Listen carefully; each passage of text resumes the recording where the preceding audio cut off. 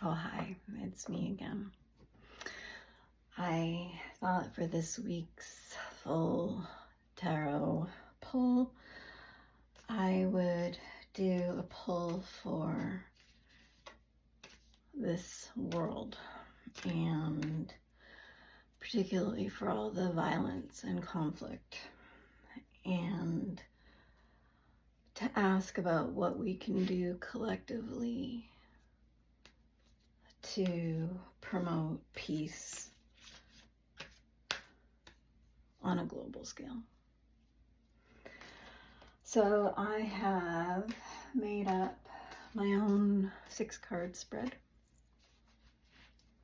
to look at what is the root cause of the level of conflict in this world right now. Sorry, I've got my notes here. What are the current energies that are conflicting? What's blocking any kind of attempt at peace? Where are the opportunities for healing? What advice is there for collective action?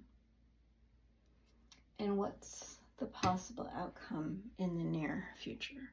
Now, before I do the reading, I just want to be clear about a couple of things about tarot. Tarot is a way of reflecting. It's a way of getting different perspectives. It's not an oracle. It does not tell us the future. It gives us ways to think differently and to guide us to make different choices. But it can never tell us the outcome because it's entirely contingent on whether or not we make the choices that we're being encouraged to make and how we manifest those. So this spread is not the answer to world peace, and no matter what that last card says, it doesn't have to be, but it can be if we choose it to be. So let's see what the cards are saying. So the root cause of global conflict. Interesting. The 8 of Swords. So swords are about the intellect, ideas, strategy. And the 8 of Swords is often a card about literally having tied ourselves up in knots.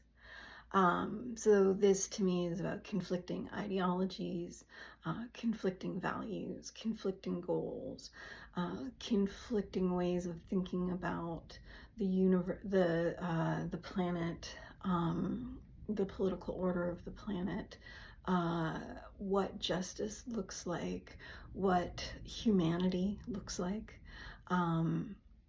what belonging looks like, that all of these things have been in conflict. This is not a big surprise. Okay, current conflict of energies, the 7 of Wands. This card is the conflict card. Okay, so what this card usually says is that there's attacks coming from all directions. So all of those wands underneath, which also represent creativity and different ideas, are all different avenues of attack. And as much as she's trying to maintain peace at the center, there are many, many things coming for that peace. Not just one, many. So a lot of conflict happening right now. Again, not a big surprise. So what's getting in our way? Temperance. Now usually this card, we want to see it in its light form as a way of maintaining balance. But I don't know. I think in this spread, in this context, what temperance is telling us is that actually taking that middle path right now is part of what's blocking the way to peace. Because the middle path is one that maintains stability and equilibrium. And it might avoid conflict, but it doesn't fight back. And right now, I think what the cards are saying is that peace is going to need a bit of more conflict to be realized. And so we need to stop tempering our responses and start getting serious about pushing back in every way possible. No more middle path. We don't have time anymore. We gotta really get organized and push back without tempering our responses anymore, because that's just blocking us. The next card, opportunities for healing. The Four of Cups. This is often considered the brat card. Cups are about emotions, and you see she's just kind of got them thrown about her and doesn't really seem to care that much. So, you know, this is something, conversations I've been having with almost every person. I'm burnt out, I'm exhausted, I can't keep going. I don't have the bandwidth. I want to be able to support you, but I can't because I can barely support myself. A lot of us are in Four of Cups energy right now. So again, I would see this card as a reminder that we need to not waste the emotions and the emotional energy that is around us. And particularly this card is telling me that we need to be very deep in our gratitude and in our ability to open our hearts to love, especially right now, especially at this moment where we all feel like closing off our hearts because we're scared.